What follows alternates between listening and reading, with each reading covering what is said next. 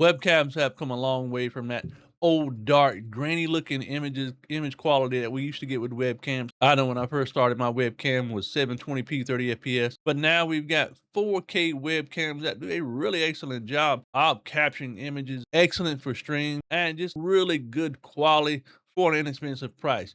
You don't need a mirrorless camera anymore. You don't need a DSLR or any of those high-end cameras, because a lot of the webcams that we've got now are really convenient and really inexpensive and produce a great quality image. And it just so happens I have two of those 4K cameras here today. We're going to be checking out the OBSBOT Meet 2 and also the EMEET Pixy as well.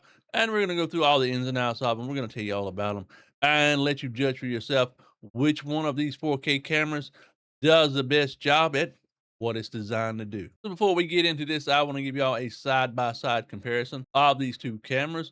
That way you get an idea of the image quality. All of the settings that are currently for both cameras are manually set. We'll go through the autofocus and auto features as well, and we'll let you see what it looks like when you just plug and play it, because both of these cameras are plug and play, and straight out of the box, you don't even need to download any software at all, and they will work just fine that way. But if you want to download the software, it does offer a lot of customization inside of each one of the programs for the OBSBOT and also for the eMeet as well. So if you haven't noticed right off the bat, one of these cameras does have a little bit larger field of view. One is 79 degrees field of view and the other is 73 degrees field of view. Both do a really good job, capturing image. The autofocus is currently on right now. So as I move my hand up here and move it away, as you can see, it pretty much does a really good job of, automatically setting and automatically capture. So both do a great job with their autofocus. Another thing about these cameras is that they are both priced at almost the exact same price. I think one is around 127 right now and the other is around 129. So both cameras are pretty much identical in price. There are some differences as well. The eMeet is on a gimbal, so you can actually control it. I'll show you some features that it does in a minute. Whereas the OBSBOT camera is stationary. It does have some AI tracking, and both have AI tracking built in as well. The eMeet Pixy, it does have dual cameras on it. Both have dual microphones as well. And I really like the fact that the eMeet is on a gimbal for that exact same price. I do have both cameras currently set to manual, and I try to dial in these settings as close to possible for both of these.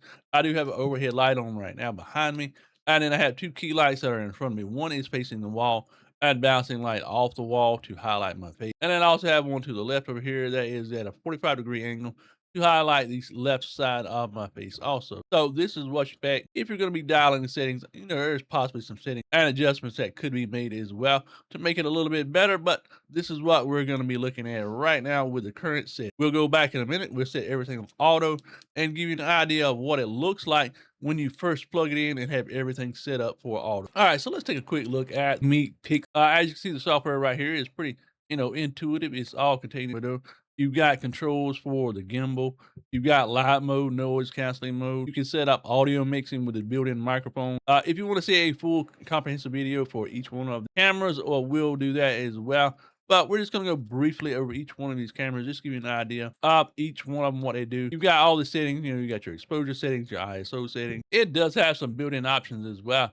Like I said, I've got on customized right now, but there are some built-in features as well. Bright nostalgia. You got cold blue. So if you use each one, it's gonna adjust it to whatever these presets are. The blues right there. You got cold as well, and you got the vivid one. And this is what it looks like with those presets whenever you choose those. However, like I said, I've got it custom set, and I think it looks a little bit better in my opinion from my manual setting. Again, you can set it up, use it, plug and play straight out of the box. But personally, if I were you, I would go in through there, adjust it, and try to get it looking as best as possible. So you've got an assistance tab as well, and it gives you options for the focus. You can have it focusing on the center area, which ideally will be yourself. But if you're doing like an unboxing, or if you want to look at a specific point, and you can choose other options. Well, this third option right here is human face.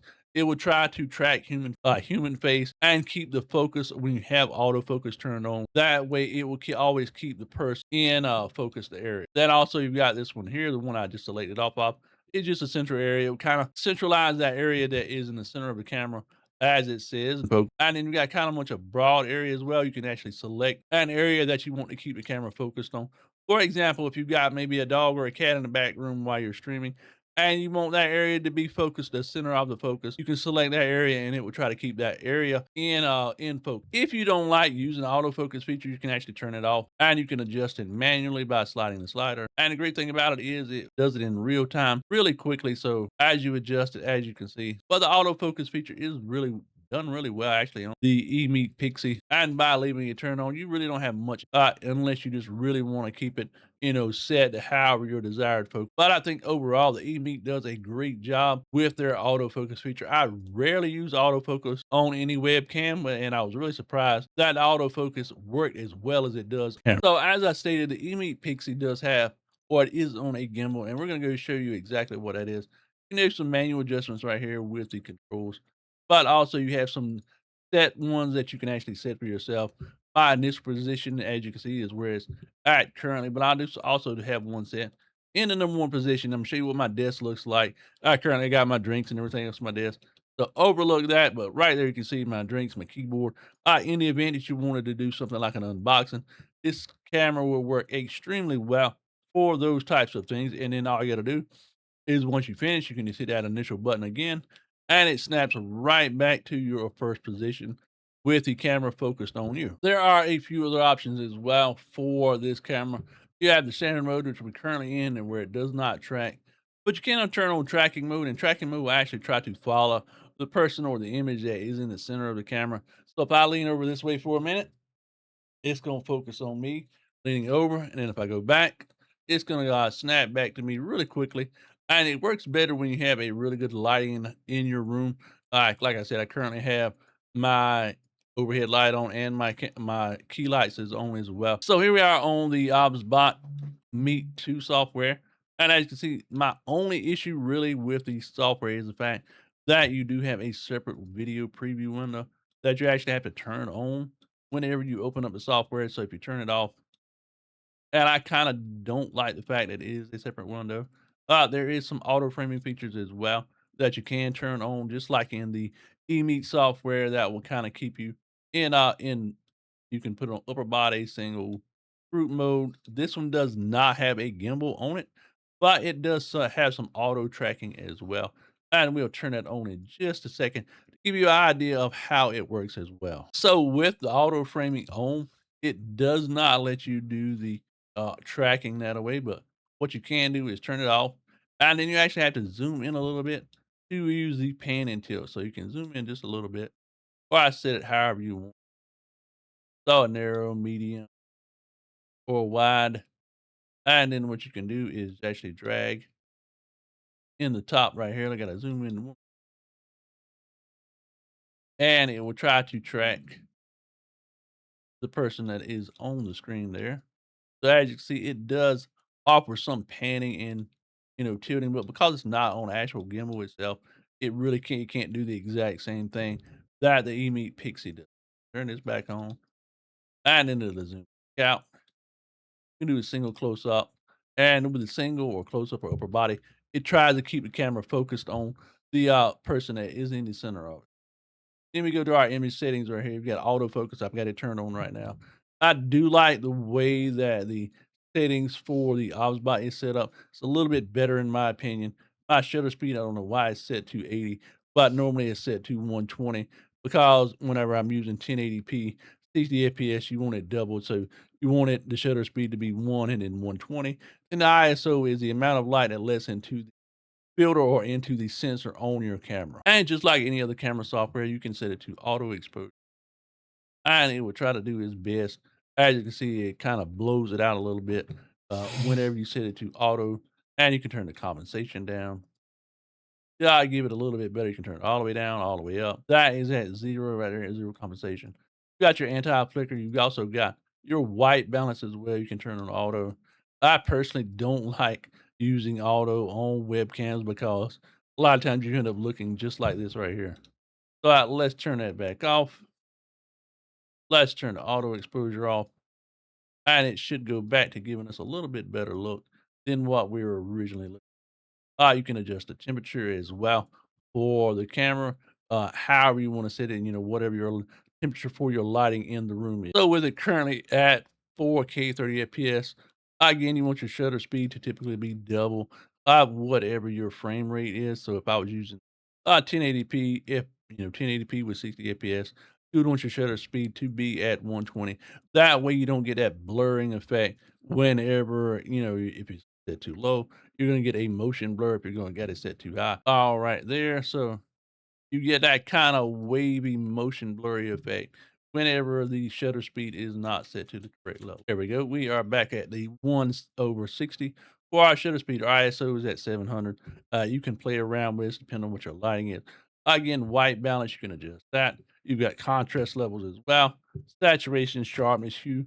All of this can be controlled inside of the software.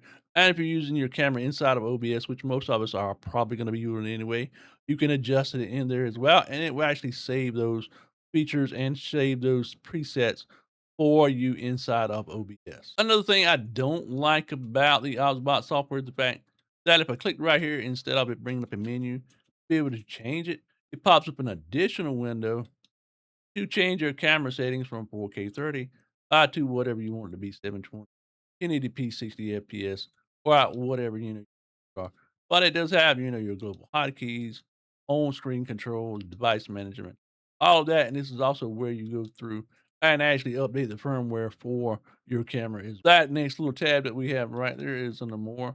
We got our auto sleep feature, which will, put your camera to sleep after a set period of time. Mine will actually go to sleep after 2 minutes of inactivity. Get our, background sleep area, auto framing whenever you're using gesture control.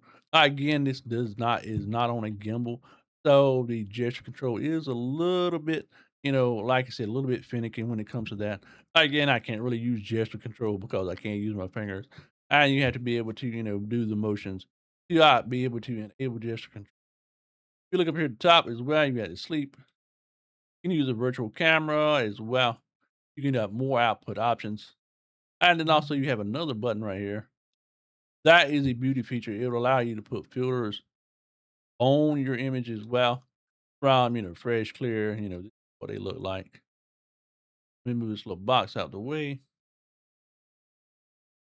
So as you can see, it, applies a filter to each one of these, black and white. You can turn it to no. You got a retouch option as well, which allows you to give a little bit, native. You can adjust the skin tone, all of those things inside of there as well. Here's our classic look. And this is what AI feature looks like. Gives you kind of a weird looking look as well for classic. That one's man. And then we've got no, so no, none whatsoever. You can also add smoothing priority as well for retouching. We got background blur that you can enable. Well, so you turn that on, you can adjust it for the background. Let me go ahead and slide the slider up. And if you notice, it kind of tries to give you that background blur that you would find on a professional grade camera. If you notice in the over my shoulder right here, how it does, it kind of does a little bit of distortion right there because I've got the blur level set up so high. So if you turn it back down, let's try and turn it down to 2. And it does a little bit better job. But again, if you notice kind of pixelation around the edges of me whenever I move around too much, that kind of tries to compensate by using that AI for the blur effect. So let's go ahead and turn that off and set it back to normal. Make sure everything's off like it was. I personally don't use these options while I'm streaming or recording videos because, again, a lot of times, these features aren't done really well, and it kind of messes with the image quality for your camera. AI is nice for some of the things that it does offer, but personally, I really don't use it very much. All right, so now that we're back on our side by side comparison, we're going to give you a full view of each one of these cameras, and we're going to get your opinion on which one do you think looks better. So here is camera A. And here is camera B. So, which one of these cameras do you think does a better job at 4K 30 FPS? There we go, camera A once again. And we're back on camera B. And this is what we're looking like. And we'll go ahead and turn off the background lighting and change it to what I'll be using while I was streaming. All right, so here we are with my background lighting turned on. This lighting behind me is set to a purple color. And let's switch over to the other one. And here we are. This is what it looks like with just our key lights on and our overhead lights set to purple. I think for the most part, as you can see right here, this is low lighting. It is not set on auto, so it's not going to automatically adjust. But let me go ahead and cut the lighting back on. And this is what we look like. Swap back one more time. Overall, I think it does a pretty good job of color representation. The writing on my shirt is orange. And this is what it looks like with the other camera. This is camera A. Camera B one more time. We're going to go back to our side-by-side comparison just for a second with our background lighting set like it is. So here is our side-by-side comparison one more time. So what do you think? Is camera A, left camera, right camera, which one of these looks the best? And let me know in the comment section below. Would you actually use one of these cameras for your live stream? Would you use for, your YouTube long form content? There are some other features that each one of these cameras do. If you want to see a more in-depth video on each of these cameras by themselves, let me know as well. And we can work that out and possibly produce a video for you as well. For full disclosure, OBSBOT and EMEET both sent me these cameras in return for this review video or this discussion about this video.